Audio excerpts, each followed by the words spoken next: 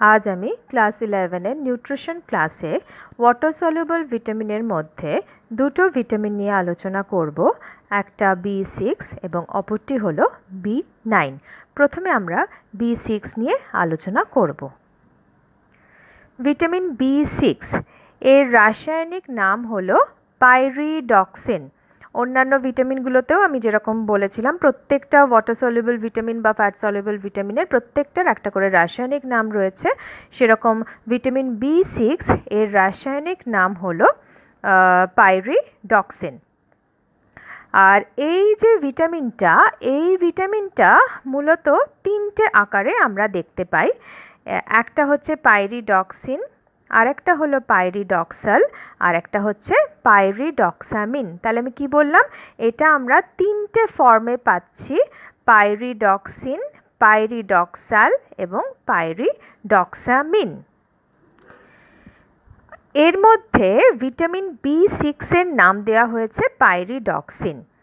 এই যে এরা সকলেই কিন্তু প্রত্যেকটাই কিন্তু পাইরিডক্সাল ফসফেট হিসেবে অ্যাক্টিভ, ঠিক আছে? আর কৃত্রিম উপায়েও কিন্তু এই ভিটামিনটার সংশ্লেষ করা সম্ভব হয়। তাহলে আমি কি বললাম? যে এই ভিটামিনটার রাসায়নিক নাম হচ্ছে পাইরিডক্সিন। এই ভিটামিনটা তিনটে ফর্মে পাওয়া যাচ্ছে: একটা হচ্ছে পাইরিডক্সিন, একটা পাইরিডক্সাল, আর একটা হচ্ছে পাইরিডক্সামিন। আর এই ভিটামিনটা B6 নামে পরিচিত, মানে ভিটামিন B6 হচ্ছে পাইরিডক্সিন নামে পরিচিত। আর এরা সকলে কিন্তু পাইরিডক্সাল ফসফেট হিসেবে সক্রিয়, আর কৃত্রিম উপায়েও কিন্তু এই ভিটামিনটা সংশ্লেষ করা সম্ভব হয়েছে। তোমরা স্ক্রিনে দেখো, এখানে তোমাদের এই B6 এর রাসায়নিক গঠন দেখানো হয়েছে। এবং এই vitamin B6 carbon, hydrogen, oxygen এবং নাইট্রোজেন দিয়ে গঠিত। এর আণবিক সংকেত হলো C8H11O3N। এই যে আণবিক সংকেত C8H11O3N। আর এই যে আমি বললাম যে পাইরিডক্সিন তিনটে ফর্মে পাওয়া যায়, এখানে স্ট্রাকচারগুলোও দেখানো হয়েছে। প্রথমটা হলো পাইরিডক্সিন, তারপরেরটা হচ্ছে পাইরিডক্সাল, এই যে, আর তারপরেরটা আসছে পাইরিডক্সামিন। আর আমরা এখানে কি দেখলাম? যে এই ভিটামিনটা কার্বন, হাইড্রোজেন, অক্সিজেন এবং নাইট্রোজেন নিয়ে গঠিত। এই ভিটামিনটার শোষণ কার্য কীভাবে হচ্ছে বা কোথা দিয়ে এই ভিটামিনটা শোষিত হচ্ছে? এই B6 যে ভিটামিনটা, সেটা অন্ত্রের জেজুনাম অংশে ব্যাপন প্রক্রিয়ার মাধ্যমে শোষিত হচ্ছে। তোমরা যখন পরবর্তী ক্লাসে ক্লাস 12-এ উঠবে, তখন তোমরা বিভিন্ন নিউট্রিয়েন্ট কিভাবে শোষিত হচ্ছে, শোষণ পদ্ধতিগুলো এবং শোষণ কার্যগুলো পড়বে। এখন শুধু এইটুকুনি জেনে রাখো যে নামগুলো জানো, যে ভিটামিন B6 অন্ত্রের জেজুনাম অংশে ব্যাপন প্রক্রিয়ার মাধ্যমে শোষিত হচ্ছে। আচ্ছা, এই B6 এর উৎস, আমরা তো অন্যান্য সমস্ত ভিটামিনগুলো যখন পড়েছি প্রত্যেকটারই আমরা সোর্সগুলো জেনেছি।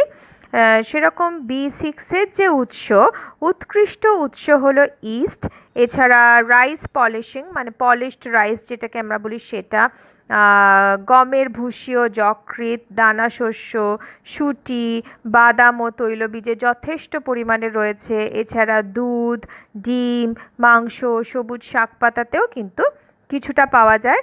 ফল এবং সবজির মধ্যে সামান্য পরিমাণে ভিটামিন B6 পাওয়া যায়। এখানে তোমাদের একটা চার্ট দেখানো হয়েছে। এখানে বিভিন্ন ফুডস্টাফ, খাদ্যবস্তুর নাম দেওয়া হয়েছে এবং কোন খাদ্যে কতটা পরিমাণে ভিটামিন B6 পাওয়া যাচ্ছে সেটাও দেওয়া হয়েছে। যেমনি হুইট ব্র্যানে ভিটামিন B6 এর পরিমাণ হচ্ছে 1.1 থেকে 1.3 মিলিগ্রাম পার 100 গ্রাম। এটা কিন্তু ইউনিটটা কিন্তু তোমরা লিখবে।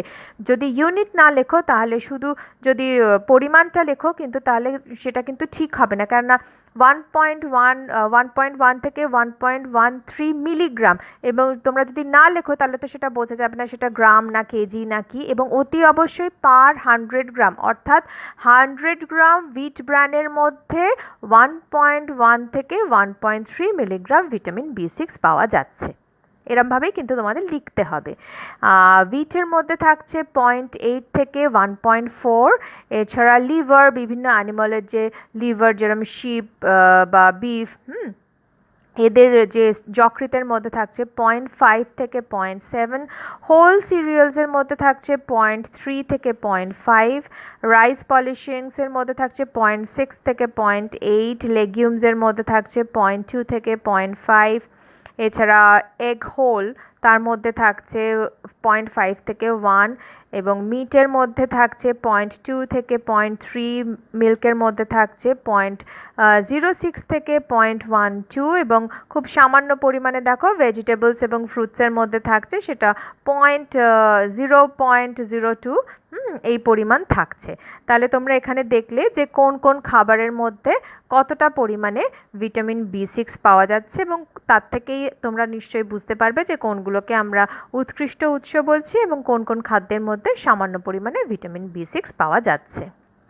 এবারে আমরা ভিটামিন B6 এর দৈনিক প্রয়োজনীয়তা বা RDA বা রেকমেন্ডেড ডায়েটারি অ্যালাওয়েন্সেস বা ডেইলি রিকোয়ারমেন্ট সেগুলো জানবো। মোটামুটিভাবে বলা হয় যে প্রাপ্তবয়স্কদের যে ভিটামিন B6 এর যে প্রয়োজনীয়তা তার পরিমাণ হলো 2 milligram per day, 2 milligram per day. এখানে একটা তোমাদের চার্ট দেখানো হয়েছে, এখানে বিভিন্ন বয়সের এবং বিভিন্ন অবস্থাতে এই ভিটামিনের চাহিদা কীরকম হয়ে থাকে তার একটা লিস্ট দেওয়া হয়েছে। যেরকম প্রাপ্তবয়স্কদের ক্ষেত্রে আমি বললাম যে 2 মিলিগ্রাম পার ডে। দেখো এখানে পুরুষ এবং মহিলা, প্রাপ্তবয়স্ক পুরুষ এবং মহিলা যেই হন না কেন তার চাহিদা হবে 2 মিলিগ্রাম পার ডে, এবং সে পুরুষ বা মহিলা যে ধরনের কাজের সঙ্গেই যুক্ত থাকুক না কেন, সে যদি সেডেন্টারি ওয়ার্কার হয়, সে মডারেট ওয়ার্কার বা হেভি ওয়ার্কার যাই হোক না কেন, তার কিন্তু চাহিদাটা সেম থাকছে। কিন্তু প্রেগনেন্সি পিরিয়ডে পরিমাণটা একটু বৃদ্ধি পাচ্ছে। First half of the pregnancy থাকছে, দেখো পরিমাণটা একটু বাড়ছে 2.5, এবং সেকেন্ড হাফেও সেমই থাকছে, এবং ল্যাকটেটিং পিরিয়ডেও সেম থাকছে। এছাড়া ইনফ্যান্টদের মধ্যে তার পরিমাণটা, ইনফ্যান্ট যদি 0 to 6 মান্থস হয় এবং 7 to 12 মান্থসের মধ্যে পরিমাণটা দেখো 0.2 এবং 0.3, এরকমভাবে যখন সে আস্তে আস্তে তার বয়স বৃদ্ধির সঙ্গে সঙ্গে তার পরিমাণও সামান্য বৃদ্ধি পাচ্ছে, এবং 16 to 18 ইয়ার্স এই সময় থেকে কিন্তু ওই মোটামুটি পরিমাণটা 2 মিলিগ্রাম পার ডে হচ্ছে, এবং সেটাই মোটামুটি মেনটেন করা হয়। এবারে আমরা এই ভিটামিনটার কাজ সম্পর্কে জানব। অন্যান্য যে বি কমপ্লেক্স গ্রুপের ভিটামিনগুলো আমরা পড়েছি তাতে আমরা দেখেছিলাম প্রত্যেকটারই কিন্তু একটা করে কোএনজাইম ফ্যাক্টর হিসেবে কাজ করার একটা তাদের একটা ফাংশন রয়েছে। B6 এর ক্ষেত্রেও সেই একই ব্যাপার। ভিটামিন B6 বিভিন্ন এনজাইমের কোফ্যাক্টর হিসেবে রাসায়নিক বিক্রিয়ায় অংশগ্রহণ করে, যেরকম ডিকার্বক্সিলেশন, ডিঅ্যামিনেশন, ট্রান্সঅ্যামিনেশন, ট্রান্সসালফিউরেশন ইত্যাদি বিক্রিয়ায় পাইরিডক্সাল ফসফেট কোএনজাইম হিসেবে কাজ করে। তোমরা দেখো এখানে দেখানো হয়েছে যে বিভিন্ন এনজাইমের সঙ্গে যেরকম বিভিন্ন যে রিয়াকশনসগুলো হচ্ছে, যে কার্বক্সিলেশন, ডিঅ্যামিনেশন, ট্রান্সঅ্যামিনেশন, ট্রান্সসালফিউরেশনস, এই ধরনের যে বিক্রিয়াগুলো যেগুলো হচ্ছে বিপাক ক্রিয়ার মধ্যে, সেই ধরনের বিক্রিয়াগুলোর সময় এই পাইরিডক্সাল ফসফেট কোএনজাইম হিসেবে কাজ করে, কোএনজাইম হিসেবে কাজ করে। এটা কিন্তু খুব ইম্পর্ট্যান্ট। আর এরপরে হিমোগ্লোবিন সংশ্লেষে এবং অ্যামাইনো অ্যাসিড পরিবহনে পাইরিডক্সিন কিন্তু অংশগ্রহণ করে। এটা আর একটা কিন্তু খুব গুরুত্বপূর্ণ একটা কাজ, সেটা হলো হিমোগ্লোবিন সংশ্লেষে সাহায্য করে এবং অ্যামাইনো অ্যাসিড পরিবহনে পাইরিডক্সিন বিশেষভাবে অংশগ্রহণ। এর পরবর্তী আর একটা গুরুত্বপূর্ণ কাজ হলো এই ভিটামিনটা ট্রিপ্টোফ্যানকে নায়াসিনে এবং লিনোলেইক অ্যাসিডকে অ্যারাকিডোনিক অ্যাসিডে রূপান্তরিত করতে সাহায্য করে। আমরা তো জানি যে ট্রিপ্টোফ্যান থেকে নায়াসিন কনভার্ট হতে পারে, আমরা আগের দিনকে পড়েছি, আগের ক্লাসে পড়েছি।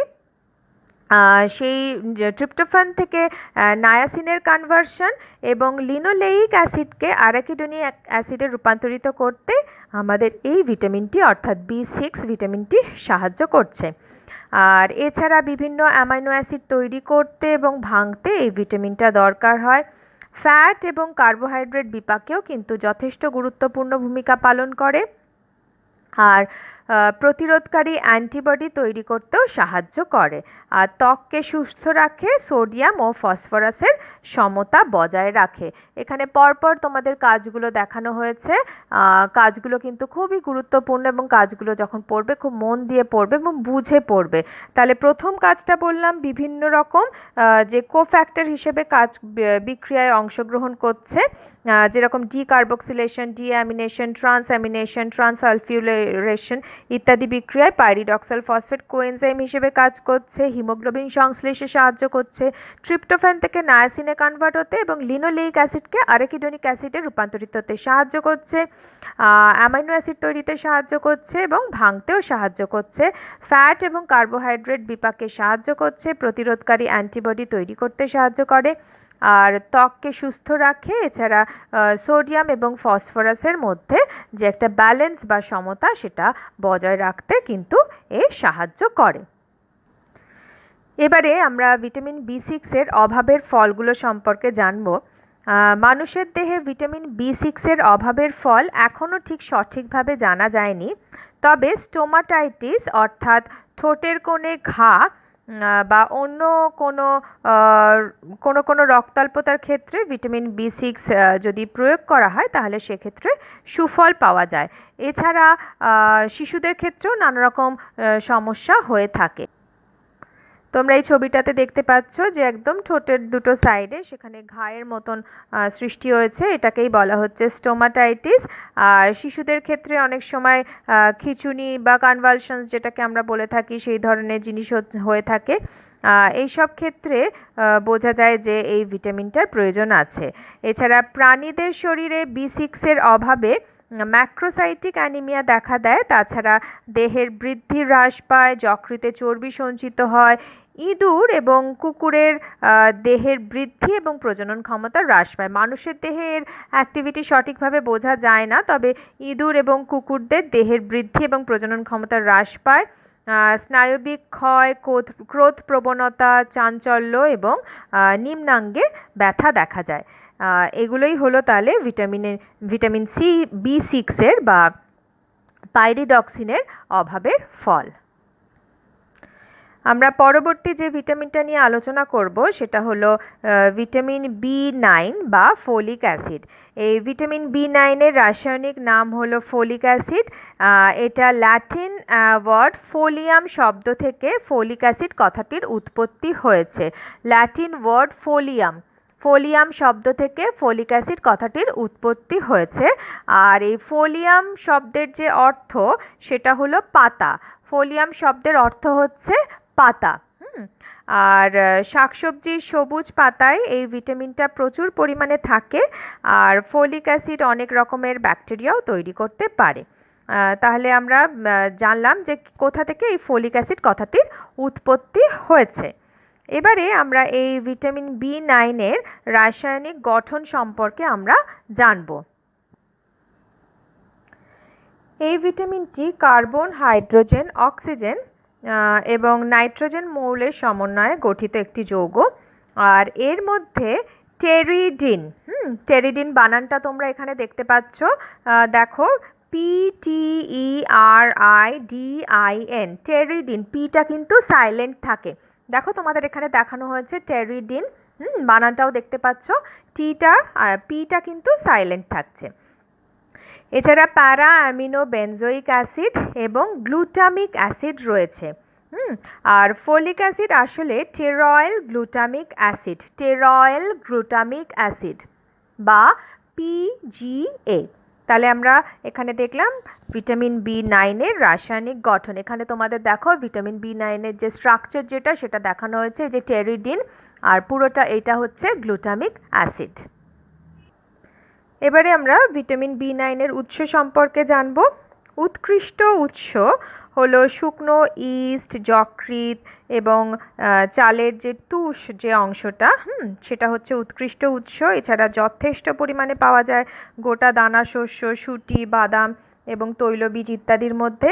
এছাড়া ডিম, মাংস এবং দুধে আর মূল ও কন্দে সামান্য পরিমাণে এই ভিটামিনটা পাওয়া যায়। এখানে একটা চার্ট তোমাদের দেখানো হয়েছে। এখানে বিভিন্ন খাদ্যের মধ্যে এই ফোলেট বা ডায়েটারি ফোলেট কতটা রয়েছে তার পরিমাণটাও দেখানো হয়েছে।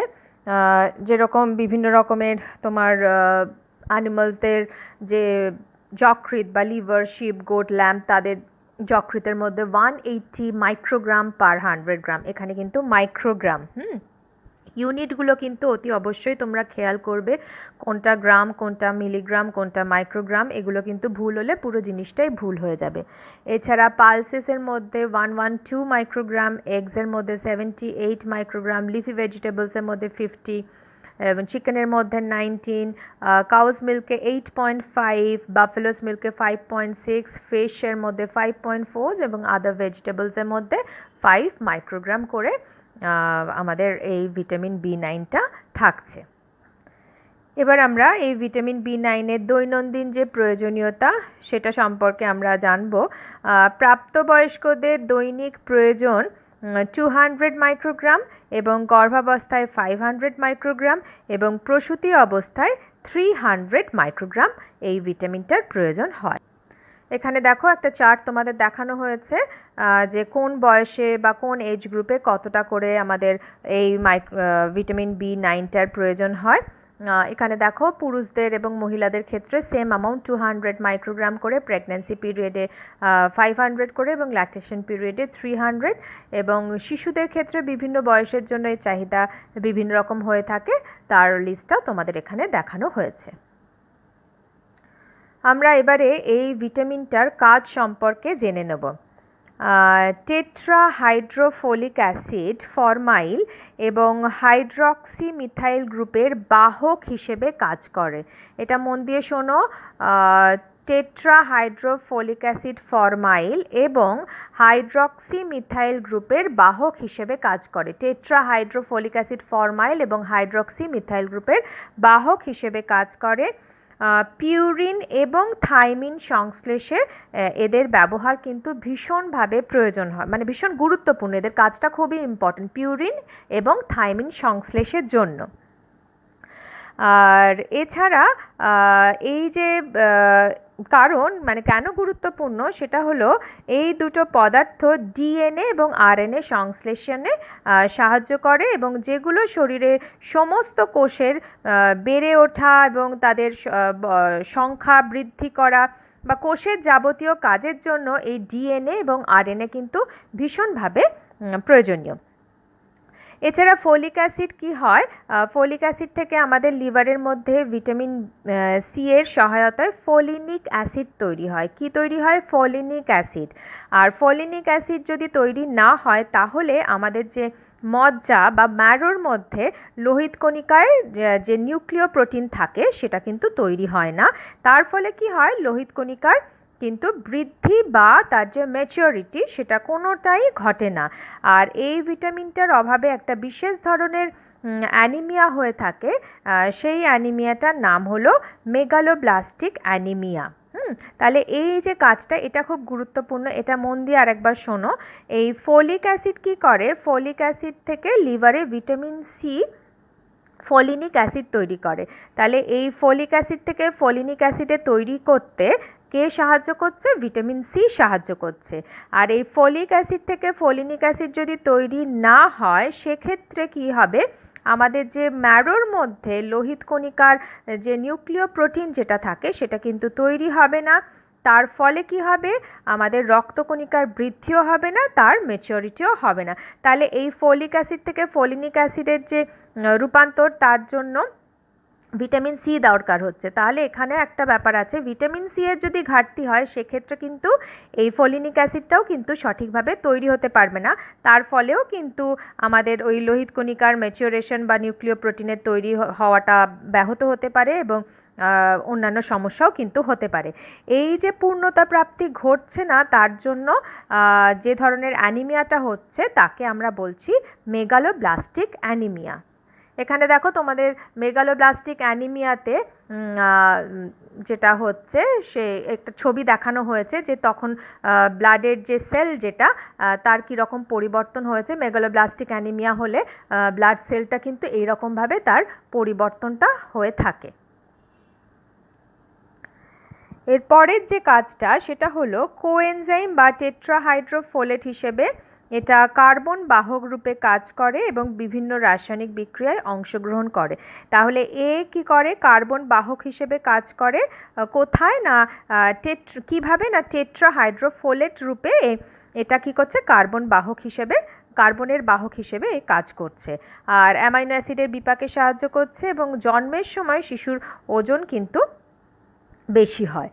আর ভিটামিন B9 অভাবের যে ফলগুলো, একটা অভাব তো আমি যেটা বললাম যে মেগালোব্লাস্টিক অ্যানিমিয়া হচ্ছে, আর এছাড়া রক্তর মধ্যে যে লোহিত কণিকা তার সংখ্যাটাও কমে যাচ্ছে এবং শিশু এবং গর্ভবতী মহিলা যারা থাকছেন তারাই কিন্তু বেশিরভাগ এই ধরনের অ্যানিমিয়ার দ্বারা আক্রান্ত হয়। আর রক্তে হিমোসিস্টিনের মাত্রা বৃদ্ধি পায়, তার ফলে যেটা হয় হৃদরোগের সম্ভাবনা কিন্তু অনেকটাই বৃদ্ধি পায়।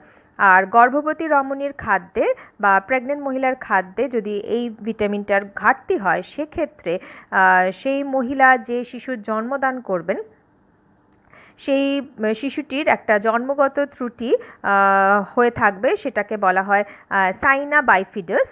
এই ধরনের জন্মগত ত্রুটি নিয়েই কিন্তু সেই শিশুটা জন্মগ্রহণ করবে। তাহলে আমরা এখানে জানলাম যে ভিটামিন B9 অভাবে আমাদের দেহে কি কি সমস্যা হতে পারে।